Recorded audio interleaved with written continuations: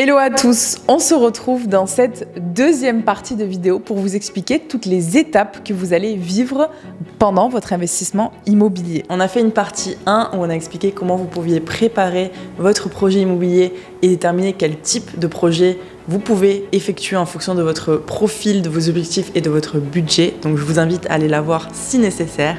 Et aujourd'hui, on va vraiment lister toutes les étapes parce que c'est vrai qu'avant de faire son premier achat immobilier, parfois, on ne sait pas forcément ce qui nous attend. Donc le but, c'est de vous expliquer comment ça va se passer. Donc dans un premier temps, il faut faire une étude de marché.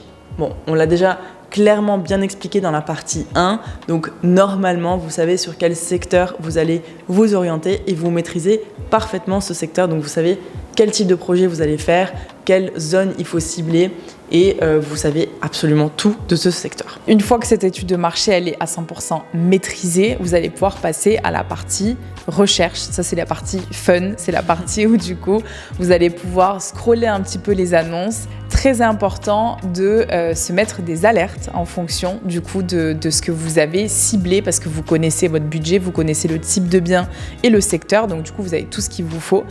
Ce qu'on vous conseille de faire, c'est d'aller sur tous les sites traditionnels. On les connaît à peu près tous, bien ici, Le Bon Coin, Se Loger, Logikimo, Paru Vendu. Donc tous les sites, on va dire, qui regroupent l'ensemble des annonces immobilières. Vous pouvez aller là-dessus, vous pouvez remplir du coup les alertes en fonction de votre budget, etc. Mais aussi, il ne faut absolument pas négliger toutes les agences immobilières de secteur, de quartier, qui ne sont pas forcément les grosses enseignes non plus, mais qui ont aussi des sites internet dédiés à leur agence immobilière et sur lesquels, de temps en temps, il y a les annonces qui sont postées et que vous n'allez pas forcément retrouver sur Le Bon Coin ou sur Logikimo, etc. Tout bêtement parce que de 1, le budget pub est super cher, mais aussi parce que parfois, il y a des biens qui n'ont même pas le temps, en fait, finalement, d'être publiés sur les sites. Ça part très vite sur certains secteurs. Donc, du coup, ça peut être super intéressant d'aller sur les petits sites du coup des agences immobilières du secteur et aussi d'essayer sur Instagram par exemple ou sur Facebook de trouver les comptes d'agents immobiliers qui sont sur place et qui vont parfois pareil poster un peu en avant-première et avant même que ça puisse être posté sur Le Bon Coin, les biens sont partis.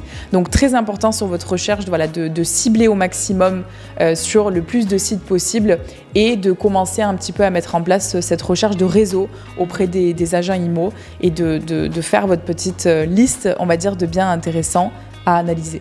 Et du coup, d'appeler les agents IMO et de leur expliquer vraiment le plus précisément possible votre projet parce qu'il se peut qu'ils vous rappellent quand ils savent que justement ils ont un bien qui va rentrer qui correspond à vos besoins. Vous pouvez aussi rentrer vos informations dans les sites des agences immobilières en bas, comme ça vous rentrez dans leur CRM direct et puis elles peuvent vous envoyer du coup des biens qui correspondent avant même qu'ils soient justement publiés en effet sur les sites, sur même leur site. Donc une fois que vous avez du coup fait ces recherches, vous avez identifié des biens qui correspondent à vos attentes. Le but maintenant, ça va être justement d'appeler les agences immobilières pour avoir des informations avant de partir en visite. Parce que c'est vrai que c'est important d'aller en visite, mais vous n'allez pas vous déplacer pour rien, votre temps est précieux. Le temps des agents immobiliers est précieux également. Donc le but, c'est de rassembler un maximum d'informations avant d'aller en visite. Donc du coup, vous allez demander déjà le montant de la taxe foncière, le montant des charges de copropriété s'il y en a. Vous allez essayer de voir un petit peu dans quelle rue, dans quel secteur il se situe. Il y a des agents IMO qui ne veulent pas vous donner la rue exacte, mais vous pouvez leur demander, écoutez, je ne vais pas me déplacer pour rien, je respecte votre temps également. Donc j'ai besoin de savoir dans quel secteur il se situe pour savoir si ça correspond à mes recherches. Et donc, essayez de m'expliquer un petit peu vers où est-ce que ça se situe. Ça vous permet de voir si ça vaut le coup ou si c'est dans un quartier où vous ne cherchez pas du tout. Voyez au maximum, regardez un peu les photos. Essayez de déterminer également le montant des travaux basés sur les photos. Parce que si, par exemple, dans votre projet initial, vous n'avez pas envie de faire beaucoup de travaux, alors que sur les photos, ça se voit qu'il va falloir tout péter, tout refaire, c'est même pas la peine d'aller en visite, ça ne correspond pas à ce que vous cherchez à faire. Donc le but, c'est d'essayer de rassembler un maximum d'informations et donc de vraiment sélectionner les biens que vous voulez réellement aller visiter. Après, une fois que vous avez fait cette deuxième présélection avec les biens pour lesquels vous avez le plus d'informations, ça va être d'analyser comme vous pouvez déjà ces biens-là. Donc nous, on fait utiliser aux personnes qu'on accompagne un tableau qu'on appelle Pépite ou Pépin, dans lequel on va vraiment renseigner toutes les informations pour voir si c'est un projet qui va être rentable ou pas. Et une fois qu'on a fait cette analyse analyses-là, donc par rapport à ce que vous allez rentrer en termes d'argent, mais ce que vous allez aussi dépenser pour ce bien-là, si c'est intéressant et que ça correspond encore une fois à vos objectifs financiers, etc., faites un peu un listing, une autre présélection et essayez d'aller visiter sur par exemple une demi-journée, de prendre un petit moment où vous pouvez aller voir plusieurs biens en même temps, encore une fois pour se gagner en tout cas le plus de temps possible. Nous, c'est comme ça qu'on fonctionne en tout cas avec Val, c'est vraiment on fait une partie recherche, une partie analyse et donc une partie visite pour essayer de maximiser notre temps, quoi. Donc, une fois que vous avez calé les visites, donc vous allez vous rendre à cette visite, il vous faut absolument venir avec de quoi prendre des notes et un téléphone pour prendre des photos et des vidéos. N'ayez pas peur de demander à l'agent IMO de le faire, c'est important parce qu'en fait, surtout si vous allez faire beaucoup de visites, vous allez peut-être oublier des détails ou même si vous en faites pas beaucoup, vous en oubliez souvent. Donc le but de faire une vidéo, ça vous permet ensuite de revoir un petit peu le bien, de réfléchir à l'agencement du bien, de voir peut-être des détails que vous avez loupés pendant la visite. Donc très important de faire une vidéo assez qualitative des recoins, de toutes les pièces, etc. Pareil, des photos pour voir un petit peu tout ça. Et du coup, un calepin pour prendre des notes pour que vous puissiez peut-être faire un petit plan, un petit croquis. Vous pouvez noter les choses que vous avez identifiées, par exemple, est-ce que je vais devoir changer la cuisine, changer les radiateurs, changer les sols, est-ce que j'ai vu une fissure, est-ce que j'ai vu des petites choses que vous allez pouvoir noter pour que vous puissiez ensuite, quand vous rentrez chez vous, faire un bilan précis, vous dire « Ah oui, c'est vrai, j'avais noté ça, il va y avoir ça ». Il y a tellement d'informations pendant la visite, ça va vite. En fonction de l'agent IMO sur lequel vous allez tomber, il y en a peut-être un qui va énormément parler et ça va vous distraire un petit peu de la visite. Donc le but, c'est de prendre votre temps, de tout filmer, de tout noter. Comme ça, vous pouvez ensuite faire un petit point après les visites. L'objectif avec ces infos-là, c'est de refaire un petit peu l'analyse que vous aviez commencé à faire avec le P2P1 avant pour soit confirmer que les informations sont bonnes ou alors pour ajouter certains éléments. C'est très important aussi pendant la visite d'essayer de comprendre pourquoi est-ce que le bien est vendu, depuis combien de temps est-ce qu'il est sur le marché. Donc vous aussi, n'ayez pas peur, essayez de discuter un maximum avec l'agent pour savoir un petit peu comment est-ce que vous allez pouvoir négocier ou non ce bien-là. Ce qu'on vous conseille aussi de faire, c'est si jamais vous avez un doute sur les travaux, prenez des fourchettes de prix pour savoir à peu près combien est-ce que ça va vous coûter. Et si jamais vous avez vraiment un gros doute, revenez avec des artisans sur place pour être sûr de ce que ça va vous coûter et donc de la négociation aussi que vous avez besoin de faire pour pas vous lancer comme ça dans l'inconnu et pas savoir au final ce que ça va coûter. Parce que c'est ce qui nous amène du coup à la phase de négociation, c'est qu'une fois que vous avez fait toutes ces visites-là, une fois que vous avez trouvé un ou deux biens qui peuvent correspondre en tout point à vos critères, à ce que vous voulez atteindre et que par rapport à votre analyse, le bien est intéressant, c'est le moment où il faut aller négocier. Parce qu'on le dit jamais assez souvent, mais il ne faut pas acheter au-dessus du prix du marché. Il ne faut pas non plus acheter au prix du marché. Si on peut acheter en dessous, c'est toujours mieux. En plus, si vous avez des travaux à inclure dedans, il faut vraiment que le budget global final ne dépasse pas du coup le prix du marché parce que l'objectif, c'est que si on revend ou qu'on met en location, il faut toujours penser à son rendement derrière et à sa plus-value éventuelle.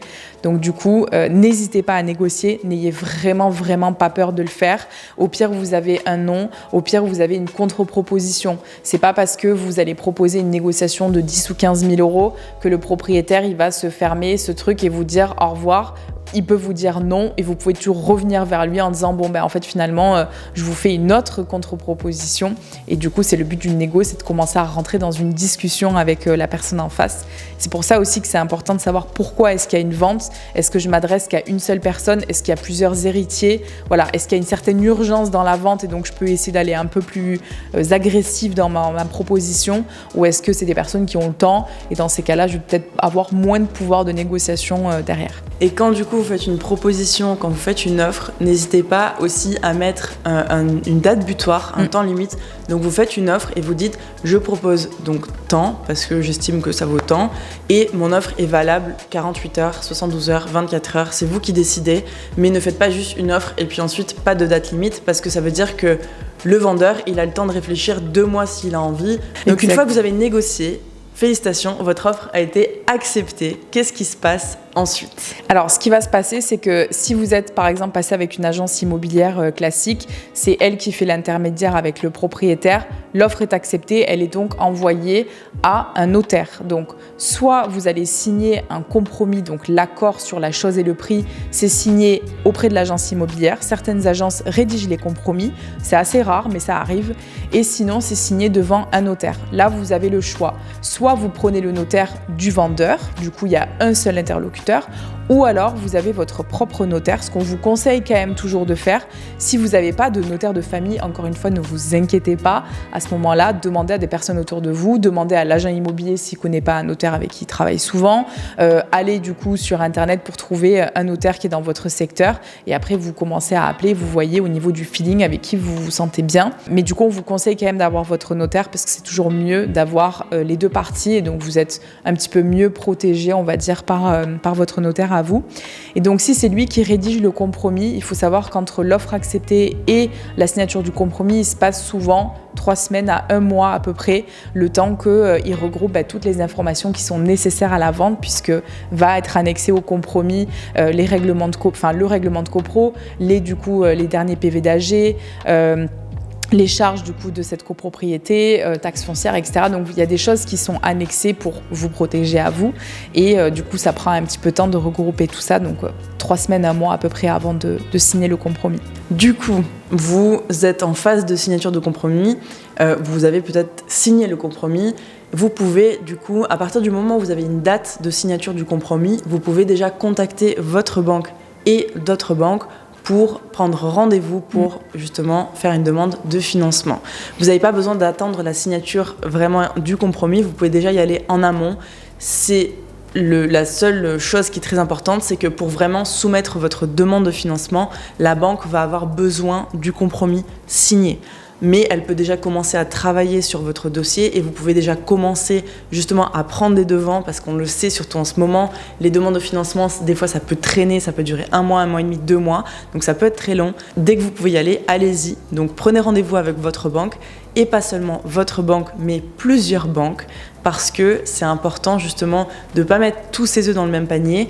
Et si jamais justement vous passez par votre banque, elle vous dit oui, il n'y aura pas de problème, et qu'en fait dans 1 mois et demi, elle vous donne un refus, vous avez perdu 1 mois et demi. Donc prenez tout de suite rendez-vous avec plusieurs banques, ça vous permet de voir un petit peu ce qu'il y a, ça vous permet de mettre les offres aussi en concurrence. Donc c'est pas forcément négatif de le faire, vous n'allez pas froisser votre banquier si vous le faites, ne vous inquiétez pas. Ou alors passez par un courtier si vraiment vous n'avez pas le temps, pas envie, et que vous avez trouvé, attention, un courtier de confiance. Parce que là aussi, il y a des courtiers qui sont très très bien, il y a des courtiers qui le sont un peu moins, il y a des courtiers qui peuvent aussi faire traîner pendant 2 mois et qui au final ne font pas avancer le projet ou ne présentent votre projet qu'à 2 ou 3 banques alors que vous auriez très bien pu aller voir plusieurs banques aussi. Donc pour préparer le rendez-vous bancaire, il faut préparer un dossier, ça c'est très important. La banque elle va avoir besoin de comprendre qui vous êtes, quel est votre profil, mais aussi quel est le type de projet que vous allez faire. Donc du coup, il y a un certain nombre de documents à préparer sur vous, sur vos revenus, sur votre loyer, etc.